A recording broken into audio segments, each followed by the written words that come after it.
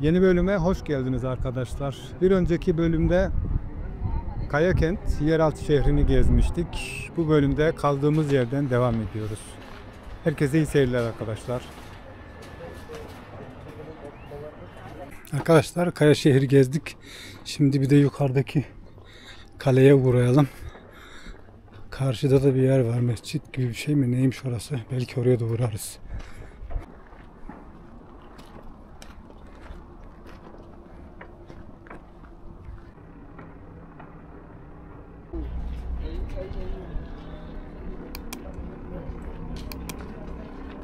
Konser verecekler galiba burada. Ya verdiler ya verecekler. Büyük ihtimalle vereceklerdir akşamüstü serinlikte.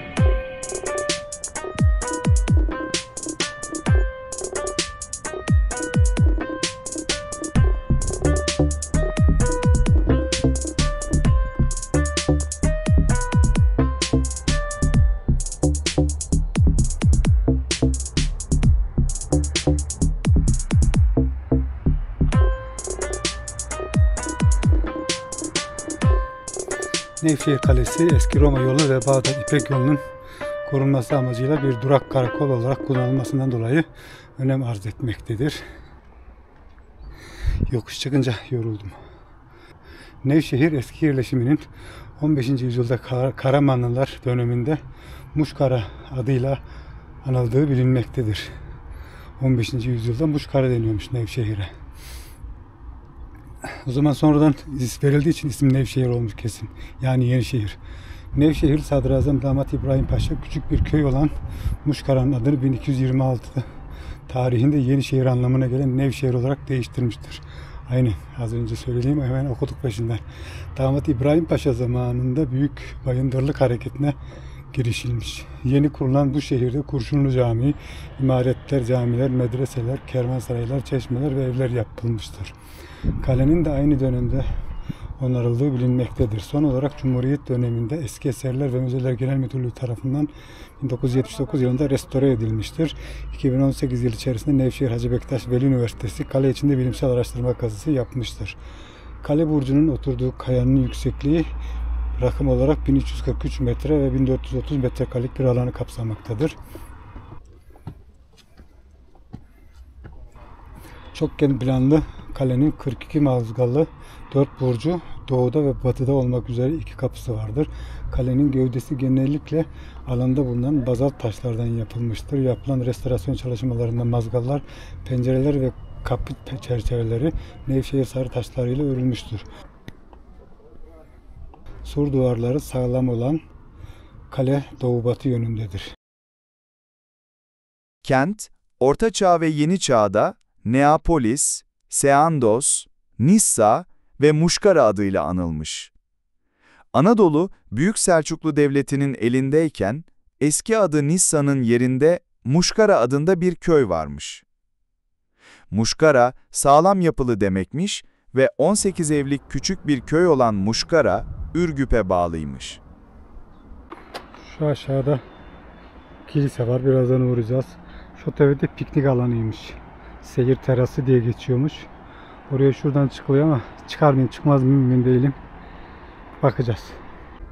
Tarihçi Charles Texier'e göre 12. yüzyıl sonlarına doğru yani Selçuklular zamanında Nissa şehri halkı yavaş yavaş şehirden ayrılarak başka bir yere göç etmişler. Çevreyle ilgili bilgi veren tarihçiler bu yeni göç yerinin Muşkara olduğunu yazmışlar. Osmanlılar döneminde ise Muşkara yerine Nevşehir kullanılmaya başlanmış. 4. Mehmet'in oğlu Şehzade 3. Ahmet'in sır katibi Muşkaralı İbrahim, Nevşehirli damat İbrahim Paşa olarak sadrazamlığa getirildiğinde, doğduğu kent olan Muşkara'da büyük bayındırlık hareketine girişmiş. İmaretler, camiler, medreseler, hamam ve çeşmeler yaptırmış. O zaman Muşkara adını değiştirerek kente Yenişehir anlamına gelen Nevşehir adını vermiş. Nevşehir Kalesi bir tepe üzerinde ve bir önceki bölümde gezdiğimiz Kayakent yeraltı şehrinin üzerine kurulmuş Türkiye'de ayakta kalabilmiş kalelerdendir. Burası da kalenin arkasına çıkıyor. Kalenin Selçuklular döneminde 1100'lü yıllarda aşağıdan geçen Bağdat kervan yolunun korunması için yapılmış olduğu düşünülmekte. Kale, Selçuklu döneminin en önemli savunma örneklerindendir ve günümüzde Nevşehir'de seyir tepesi olarak kullanılmakta.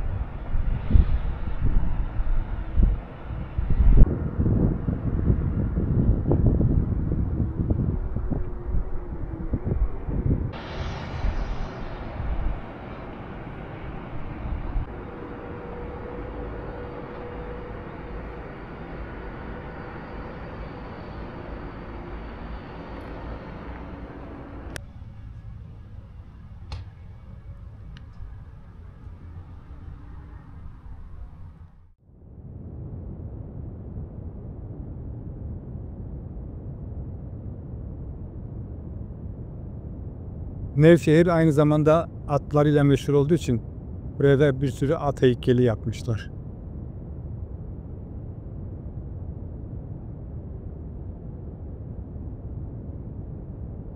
Evet arkadaşlar, şimdi karşıdaki kilise harabesini görmeye gidiyoruz.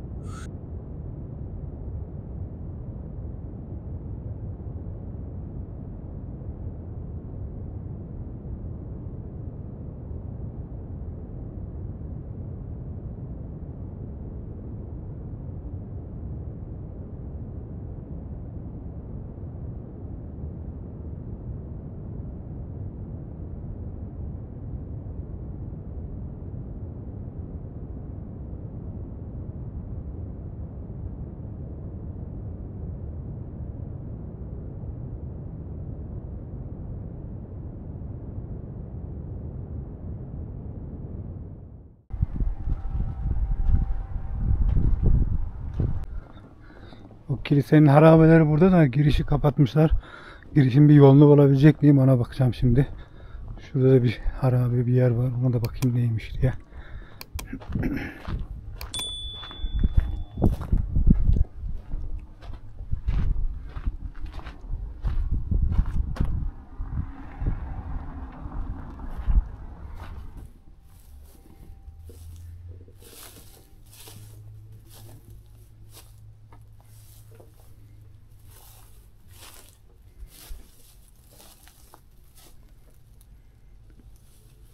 Burası böyle bir şey.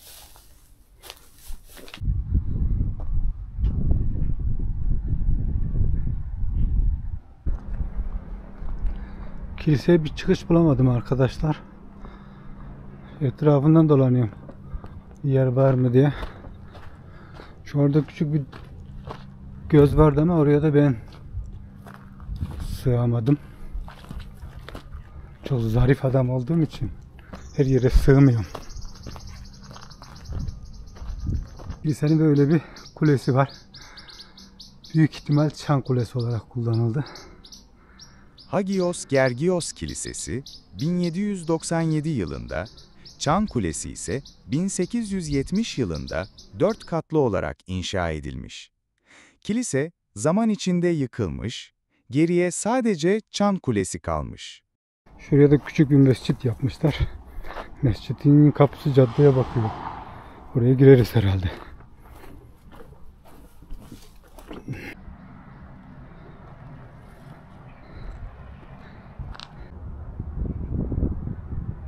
Bu mescitmiş arkadaşlar, yıkılmış. Sanırsam öyle yazıyordu çünkü. Mescit ya da kilisenin parçası mıydı acaba? Arkadaşlar, oradaki kilise yıkılınca sonradan buraya Meryem Ana adında başka bir kilise yapmışlar. Osmanlı'nın son döneminde yapılmış bu yeni kilise. Oraya giriş bulabilecek miyim bakalım.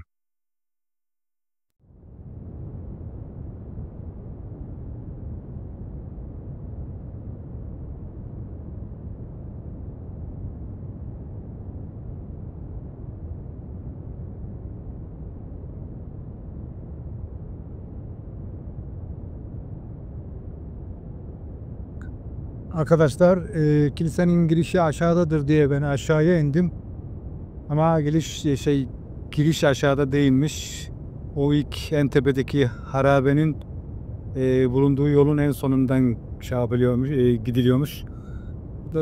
Aşağı indikten sonra tekrar dönmedim.